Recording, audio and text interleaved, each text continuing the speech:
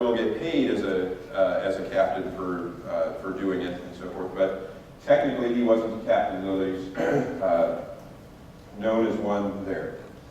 All right. So I guess maybe go to the next slide. That'll work fine.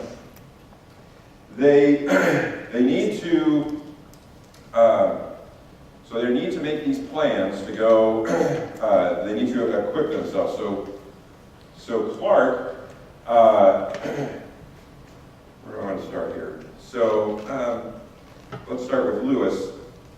So Lewis, as I've already alluded to, he goes to Philadelphia, and he's given a crash course in botany and fauna and biology and navigation and map making and so forth, and he has to know how to measure latitude and longitude, which is incredibly difficult to do at the time, to get the proper instruments and so forth. But he goes and he's trained primarily by Dr. Benjamin Rush, who's a signer of the Declaration of Independence and is considered kind of the best mind of the day, and certainly the best doctor of the day.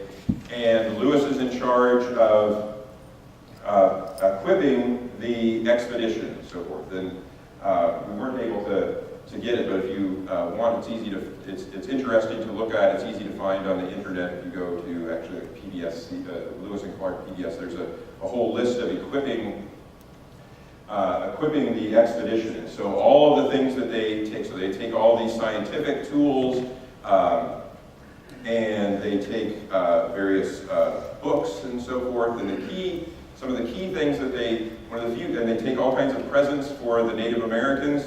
This is a mission as well that Jefferson specifically tells Lewis that, look, we want to establish good relationships with the Native Americans, and so you need to avoid fighting the Native Americans, and you are going to inform them that they're now part of the United States, but try to have good relations with them and show that we're friends. And maybe a few years ago, or at the bicentennial of the expedition, they made the nickels in the United States look like the Lewis and Clark peace coins and so forth. So if you've seen a nickel with grasping hands and a peace pipe on it and so forth, that is a likeness of the medals that Lewis and Clark were going to be handing out. And so he's equipping all of this stuff. Now, he initially stays within budget, which is an odd thing for a government program to do, but he's going to eventually play this out more as a typical government thing. So there's lots of cost overrun, and he's given the most generous terms by Jefferson, who essentially just writes him a blank check that just says anything you need to buy at any time on the trip and so forth, you just go ahead and do it, and we'll cover it. The federal government will cover it, which is bold for Jefferson as well, because Jefferson didn't like debt. He didn't mind going into it, I guess, himself personally, but he argued against debt. And some people who, in hindsight, have to be looked at perhaps as small-minded, that was a criticism of buying Louisiana, that the Federalist Party in particular really criticized Jefferson for, what are you doing, and so forth. The United States is short on money and long on land. The one thing we have too much of is land.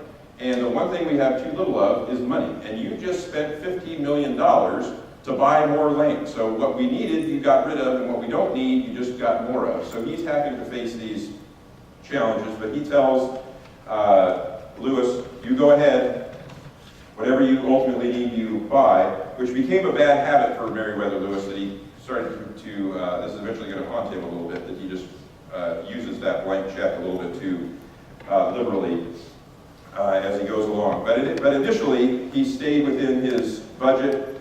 He bought some interesting things.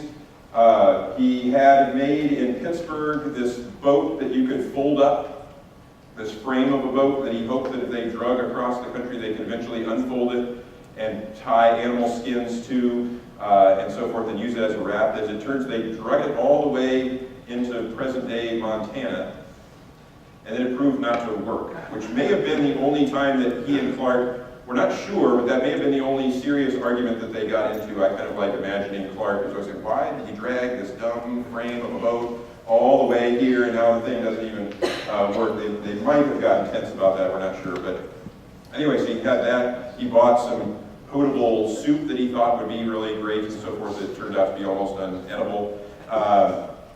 He did get he bought a souped-up air rifle, so if you just have like a BB gun and so forth. But this gun, you could pump this thing up and kill a deer at 200, at least 100, maybe 200 yards with this thing, and it frequently served as a great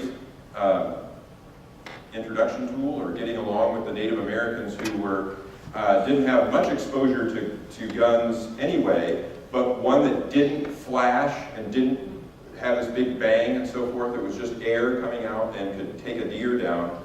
Was frequently something that the Americans could show off with and say, look how advanced our civilization is. You've run into the most advanced civilization. And let's see, and then of course my favorite of the things that they included was that they, well, before I get to my favorite, I'll also note that essentially the one thing, or the two things that they never ran short of was ammunition and powder for their guns. They knew that rifles is their key tool. Their two key tools they never run out of. So that's their guns, and then their paper and pen. They never run out of ink and paper, as they are pretty meticulously keeping journals the whole way through as to all the things that they're documenting. But another thing they didn't run out of, and maybe it would have been better if they had, and so forth, but my favorite of the items that they brought were the Dr. Rush. Remember I mentioned Dr. Benjamin Rush is the leading doctor of the day, and he had devised and patented his special Dr. Rush pills. And they were, they cured whatever ailed you and so forth. And I don't want to be sophomoric, and maybe it's enough to say that that Dr. Rush's pills were known as Rush's Thunderbolts or Rush's Thunderclappers. that may hint enough as to what they are. But the basic belief at the time was, if you're feeling bad, that must mean you have something in you that's making you feel bad, and the best thing for you is to just get that out of you, and so forth, if you're following what I'm saying. And so these pills are super laxatives, and by super laxatives I mean they are almost entirely mercury, is what he was giving you, which is not that good to take, but it will clean you out, so to speak. And we literally know a couple of places where the Lewis and Clark, the Corps of Discovery, stopped because we have found otherwise unexplainable deposits of mercury there. So we know some of the places where they stopped, and lots of people were not feeling well at the time, apparently. So those are Rush's Thunderbolts. While Lewis was getting that, Clark was the main one that was to recruit the men that were to go on the expedition. And so as he moved towards St. Louis, so going on here on the frontier through Kentucky and Tennessee and so forth, he was looking for the toughest of the tough frontiersmen and so forth. So he'd go to different forts, and who wants to go? And most people want to go. This was going to be well paid. And they say, well, let's see, can you hit that target at 200 yards? Well, that's a little bit far for me. Well, I can hit it, and so forth. And I'll hit that 200 yards. All right, let's see, I can do it backwards and so forth. And so they're getting all of the toughest and the roughest and the best shots to go. And just to give you a taste of, I think my favorite guy who went on the trip, his name was Patrick Gass, and he's going to live the longest of anybody who went on the trip. And just to give you a taste, and he was elected a sergeant eventually on the trip, and actually is the first one to publish his journal that he kept on the trip. But to give you but Patrick Gass lived from 1771 to 1870. After going on the Lewis and Clark trip, he's going to fight in the War of 1812. He's going to lose an eye in the War of 1812. hopefully this is fine with the note, but at age 60, he married Maria Hamilton, age 22, who quickly bore him 7 children in 15 years, and then she passed away, no doubt in childbirth. At age 90, the Civil War breaks out, and he goes to a Union recruitment office and insists on being enlisted into the Army so that he can go kill rebels. They say, well, you're a little bit too old, and he attacks the recruiting agent and has to be physically removed from there because they're not letting him enlist into the Army and so forth. So that's the type of tough kind of character here that we have that's going on that trip. Interestingly, as well, I don't have the list of folks that's on the group, but another interesting person is York. Goes on the trip, and York is William Clark's slave. So a slave is an African American is going on the trip, who also is particularly fascinating to the Native Americans, who, that assumably with almost all of them, he's the first African American that they have ever seen, and he's fascinating to them. And then, as that PBS site listed, they listed very oddly, but they reference a non-human member of the crew, which is how they phrase it. But anyway, Lewis buys Seaman, a Newfoundland dog, and so a huge dog goes on the trip with them as well. So, so they get recruited everybody they were going to get, and they meet up in St. Louis. As any of you who have gone on a camping trip and so forth, or just a vacation, and so realize it always seems like there's just one other thing we got to do before we're ready to go and so forth. So there's all kinds of, they don't get going nearly as quickly as they wanted. There's always delays. But finally in 1804, later in the summer than they wanted, but they get going. So up the Missouri River, they're trying to go. If you do the next slide. There's a recreation of the boat. They primarily are going up in a keel boat. And the Missouri River, hopefully if you haven't seen it, you'll get to see it someday. But it's very wide, typically very fast, and it winds all the time. So it takes forever to go up it, and it's very, very difficult to go up it because you're going against a pretty rapid current. And so with this boat, it's extremely hard going and extremely slow. They frequently will only make a couple miles, maybe 4 miles a day is what they're averaging, because it's a keel boat, which means they're pushing themselves up the river. So if you get lucky with the wind, which normally you don't, and so forth, you can put up a sail and help get momentum, but primarily, and usually it's too rapid to try to row, so normally they're just walking along the side. They have, Clark builds it out, so there's a spot that you can walk. It's pretty, cutting edge technology at the time how Clark makes it, because the area that you could walk on are also storage bins, and then you can flip up the lids so you can make it an instant fort if you're attacked and so forth. But sometimes they had to get out and pull the thing up the river. It would get stuck on sandbars. The Missouri is constantly changing at the bottom. It frequently is shallow, so it's very difficult. If you look at the next slide, there also is a couple of pirogues that they're taking up their equipment with as well. So those are the boats that they're going up with. Maybe the next slide. Yeah, that's going to work. So this map is giving you a little bit more. The purple part there is officially what the United States has purchased. And then going into the Oregon, the white part there, that is disputed. So they start up the first year, and they're going to go along, and things, and it's a little bit blurry, but you can see there in the middle is marked the death of Sergeant Floyd.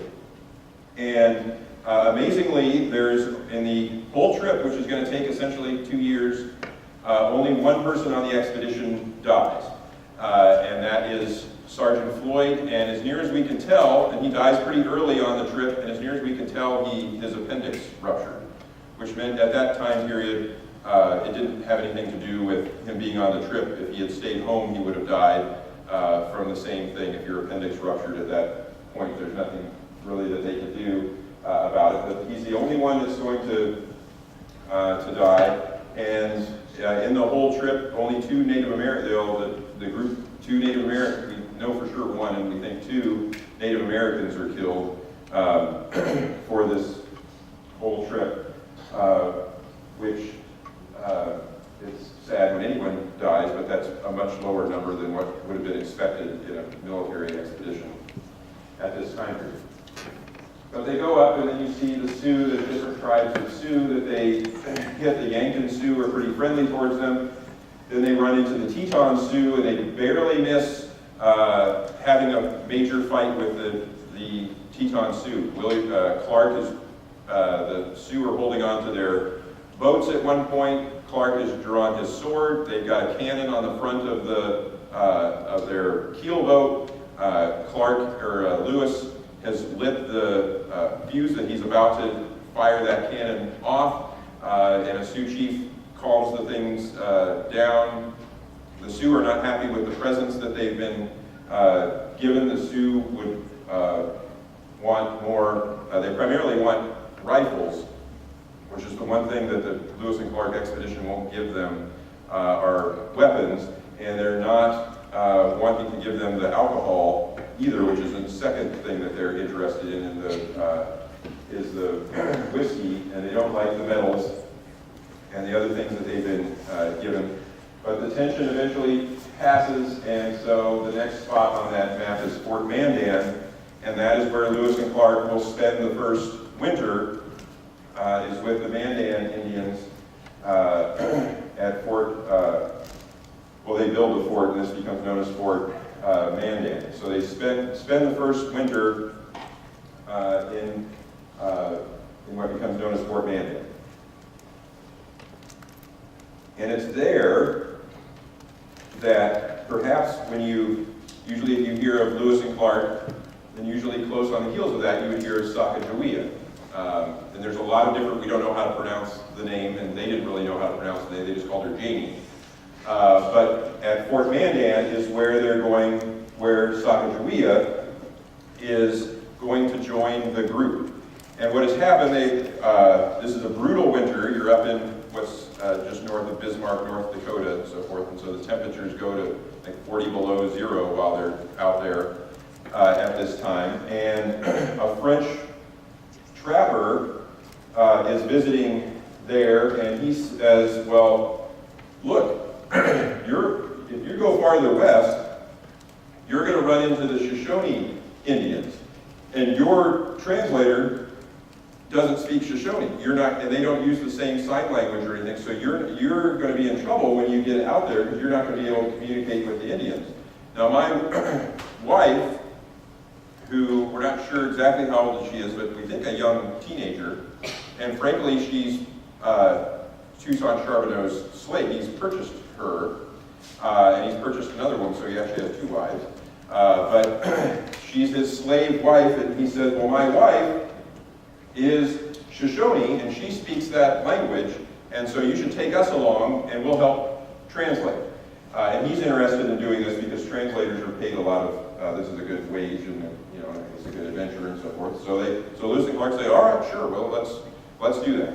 And so they hire Toussaint Charbonneau to go along with and bring Sacagawea. And Sacagawea, during this winter, is pregnant, and she gives birth during this winter. So now the group is also going to have a baby along with as well. And that baby's name was named Jean-Baptiste. So I think you can translate or figure out what is referenced there. And the group tended to call the baby Pumpy. So a nice classical reference for you as well that they called the baby Pumpy. So, so when spring comes on, now they've gone, and It is a misnomer. A lot of people think that Sacagawea was their guide. She was not their guide, and she was taken from that area as a pretty young girl. And she's not serving as their guide. They're still the ones figuring out where they want to go. And their orders are to follow the Missouri River as far as they can. But she is essential. She does contribute, like frequently digging up roots and collecting berries and so forth. She is making a contribution, and she's making a kind of a silent contribution that could be underappreciated in that that we suspect that lots of Native American groups would frequently be watching the Lewis and Clark expedition and then negotiated with the Lewis and Clark expedition in a friendly manner because they recognize this isn't a war party. Because war parties don't take women and certainly don't take little babies on the war party. So this must be actually a peaceful group that's going through. And she's going to play an unbelievable role in just a second. Well, they are heading, they're heading west, and you can maybe make out there that it says the Great Falls. They've been warned that there are these Great Falls, but they still are speculating, and the Native Americans have kind of indicated that, well, it's going to take you, maybe a day to get around these Great Falls. Well, when they finally find them, these Great Falls are actually a series of falls over 25 miles. So this is going to take them almost a month to drag their boats. They've given up on the keel boat at Fort Van Dam. They sent a couple of groups, a couple of folks back, one because he's getting kicked out of the expedition, but they sent a few folks back with some of their early journals and all of their findings. They find nearly 200 new plants, nearly 200 new animals that had not been known before.